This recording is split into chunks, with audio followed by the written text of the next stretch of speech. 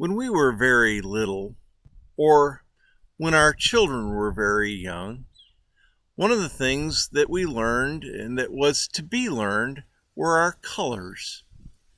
Doesn't it always start fairly simply with red, green, and blue? But how quickly it expands to purple and yellow and orange. How about black and white and gray? They're colors too. I remember getting a box of crayons and how that expanded my sense of color with things like burnt sienna and hooker green. And you were one of the cool kids in kindergarten if you had a box of 64 crayons. The colors kept expanding, and Crayola helped us with their Colors of the World box, recognizing that skin tones and hair colors don't all look like mine.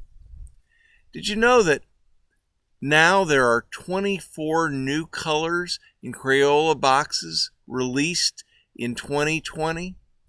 For those of you counting, there are currently 168 in a box. Churches have long celebrated the gifts of color. In Sunday school and VBS, don't we teach children about Noah and God's promises and have children draw the rainbow, often with colors that match their creative imaginations much more than they do nature?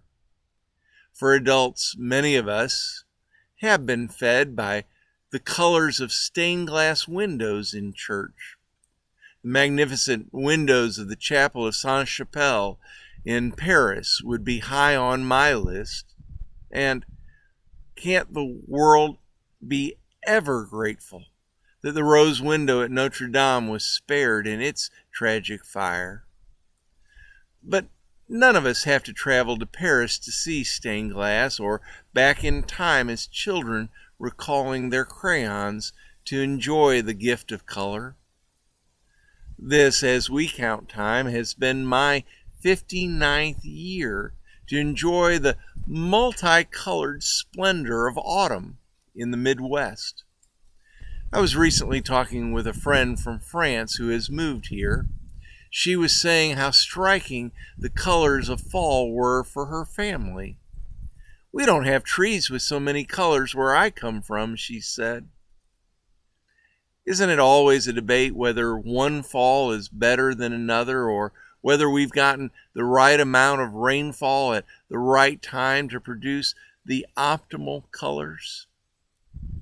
Still, I don't remember a fall where there hasn't been at least a few days when the sun hasn't shone at just the right angle and at a perfectly shaped tree that, like a peacock, hasn't burst into my consciousness with its brightly painted colors, dark, deep red, or brighter than pumpkin oranges, or yellow that mimics the sun.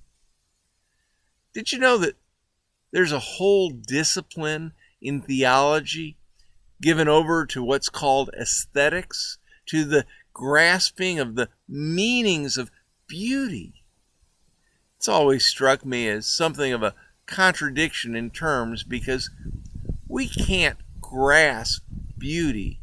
It gets hold of us and grasps us.